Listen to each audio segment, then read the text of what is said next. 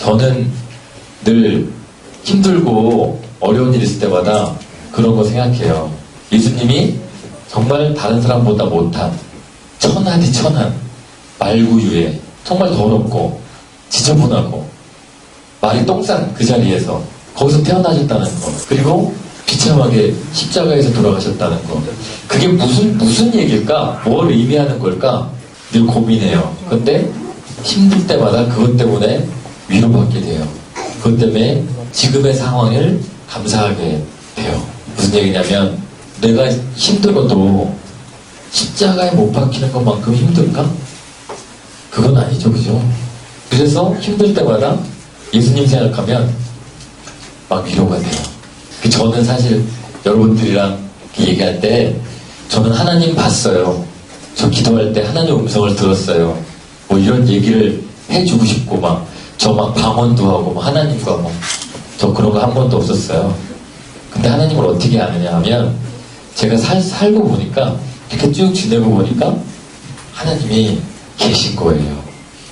제가 지금부터 제 얘기를 여러분들께 해드릴게요. 그러면 아마 하나님이 살아계시는구나 라고 생각하실 수 있을 것 같아요. 제가 지금 아나운서잖아요. 그죠? 아나운서에서 방송국 진행도 하고 MC도 하고 아빠 어디가에도 막 나오고, 그죠? 예, 슈퍼스타키 60초 후에 공개합니다. 뭐 이런 것도 하고, 그죠? TV에 막 많이 나오잖아요. 많이 봤죠, 그죠? 네. 너무 좋죠, 그죠? 저는 고향은 청주지만 태어난 곳은 엄청 시골이에요. 그런 완전 땅촌에서 제가 태어났습니다. 그렇다고 아버님이 저한테 물심양면으로 훌륭한 애가 되려고 도와주셨을까요? 전혀. 예. 너는 그냥 하나님이 키워주실 거다. 이 정도? 너무 막연하지 않아요?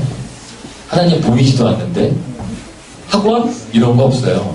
그냥 아버지가 오늘 전학 가는 날이다 하면 전학 가는 거고, 이 학교에서 다니는 거다 하면 이 학교 다니는 거고, 뭔 공부를 했겠습니까? 친구가 계속 바뀌어요. 제가 초등학교 때 전학을 4번인가 5번 갔는데 친구가 매번 바뀌는 거예요. 너무 짜증나더라고 진짜. 사귈만 하면 이사 가자 그러고, 사귈만 하면 다른 지역을 가니까. 그냥 공부는 했겠습니까? 그죠? 이상하게 공부는 그래도 좀 했었던 것 같아요. 제가 이렇게 열심히 하지 않았는데 제가 공부했었던 것 같아요. 적당히 공부하게 하셨어요.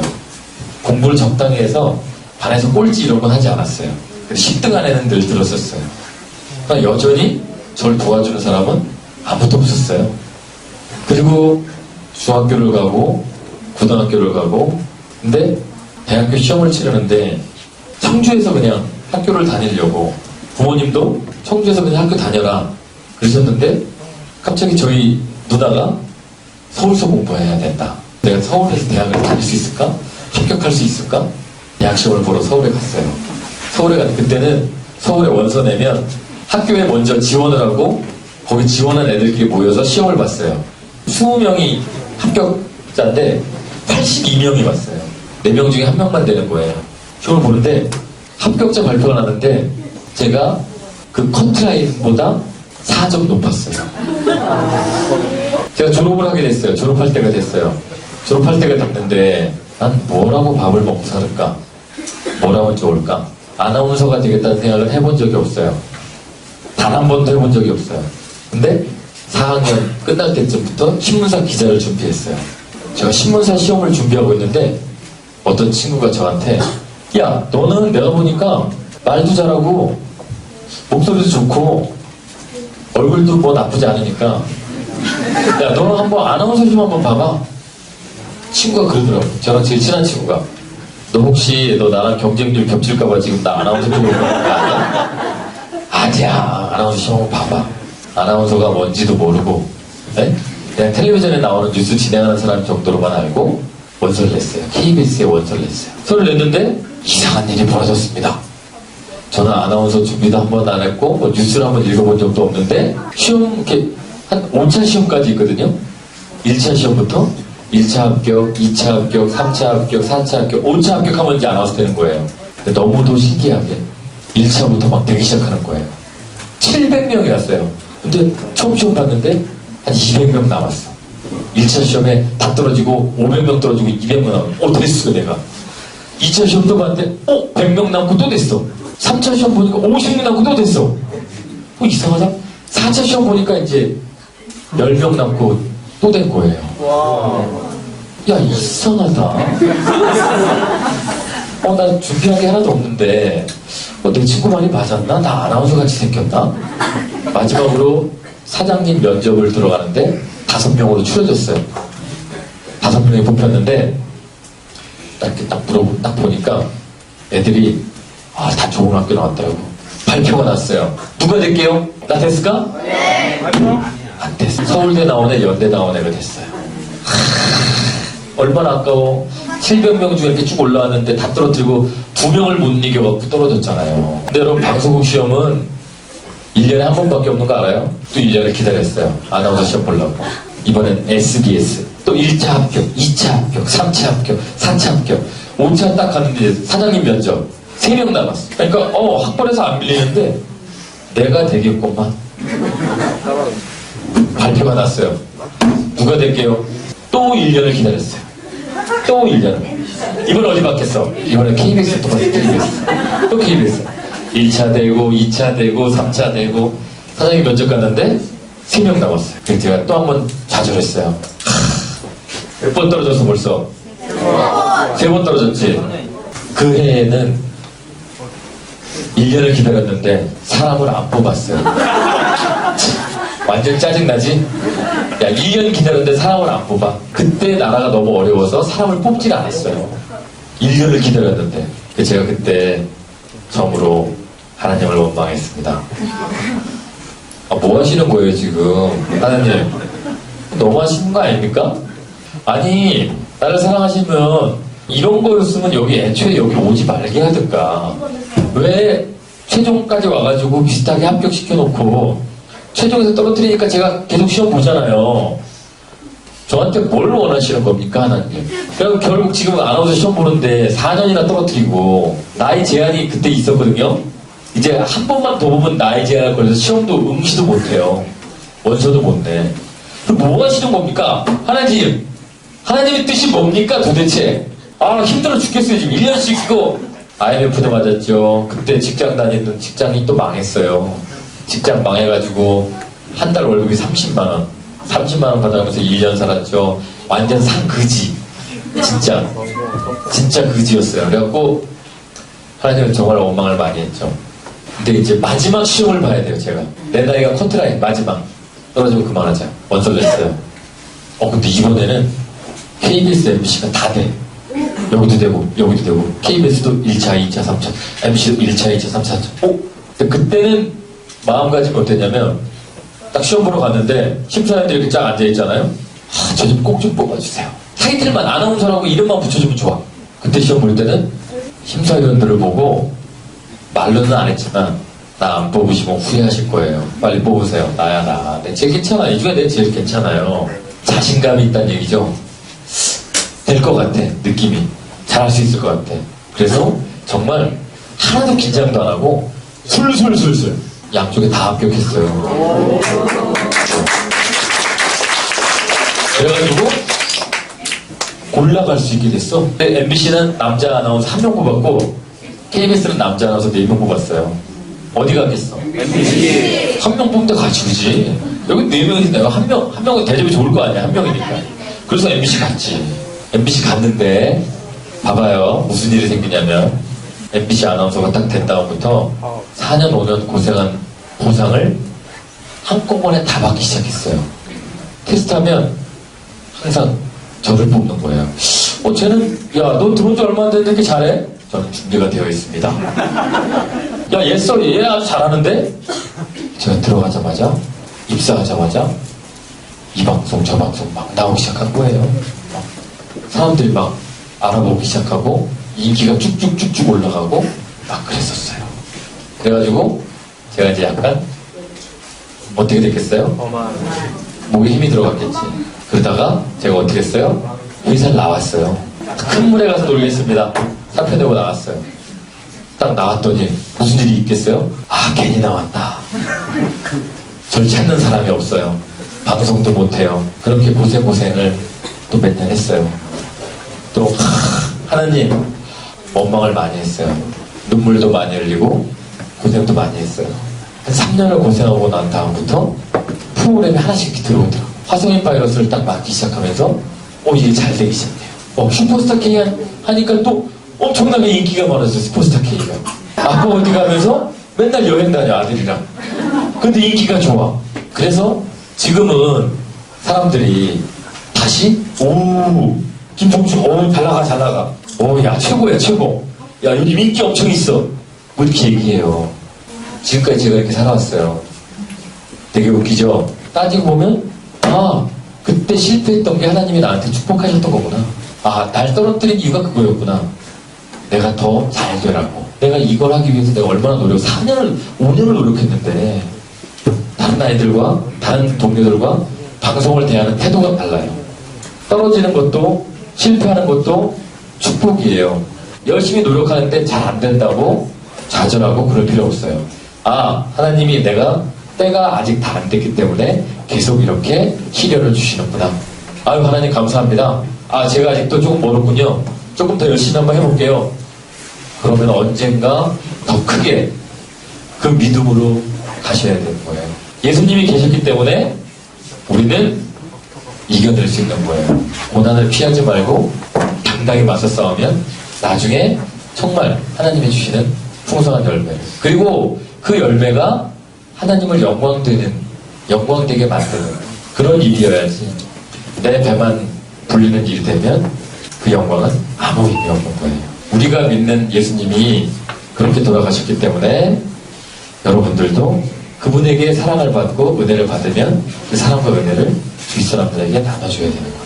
앞으로 어려운 일이 있어도 누구를 의지하고? 하나님을 믿고 하나님을 의지하고 고난을 기꺼이 걸어가다 보면 하나님의 사랑을 받을 것이고 하나님이 주시는 열매를 갖게 될 것이고, 그리고 그 열매를 통해서 여러분들이 또 주위 사람들과 나눌 때 하나님이 원하시는 그런 세상이 이루어지리라 믿습니다.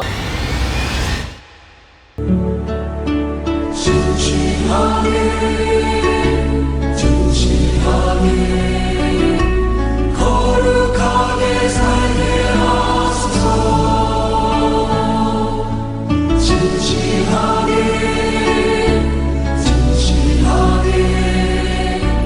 거룩하게 살게 하소서. 진실하게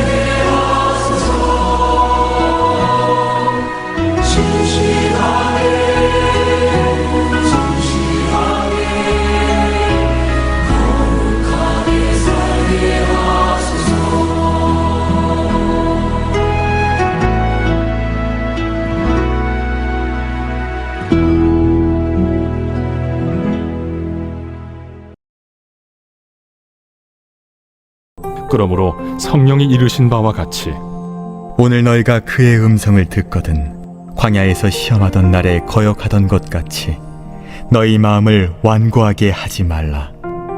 거기서 너희 열조가 나를 시험하여 증험하고 40년 동안 나의 행사를 보았느니라. 그러므로 내가 이 세대에게 노하여 이르기를 그들이 항상 마음이 미혹되어 내 길을 알지 못하는도다 하였고, 내가 노하여 맹세한 바와 같이 그들은 내 안식에 들어오지 못하리라 하였느니라. 형제들아, 너희는 삼가 혹 너희 중에 누가 믿지 아니하는 악한 마음을 품고 살아계신 하나님에게서 떨어질까 조심할 것이요, 오직 오늘이라 일컫는 동안에 매일 피차 권면하여 너희 중에 누구든지 죄의 유혹으로 완고하게 되지 않도록 하라.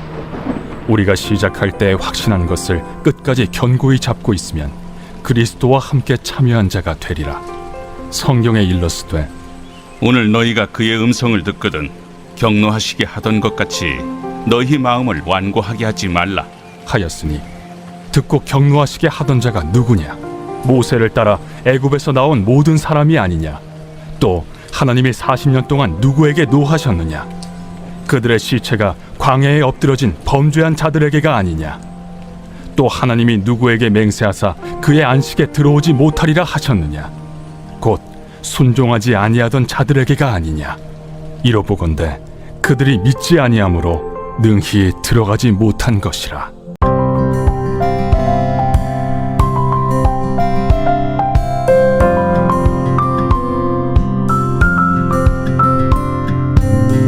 히브리서 기자는 출애굽 시대를 언급한 시편 95편 말씀을 인용합니다.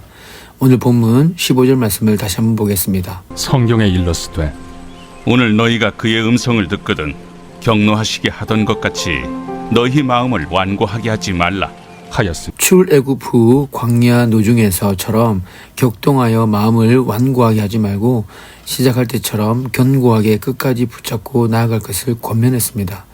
그러면서 저자는 세 가지 질문을 던지죠. 첫 번째, 16절 말씀에 듣고 격노하시게 하던 자가 누구냐라고 묻습니다. 그들은 모세를 따라 애굽에서 나온 모든 사람이었습니다. 애굽에서 나온 모든 사람들은 구원을 받고 선택된 사람들이죠.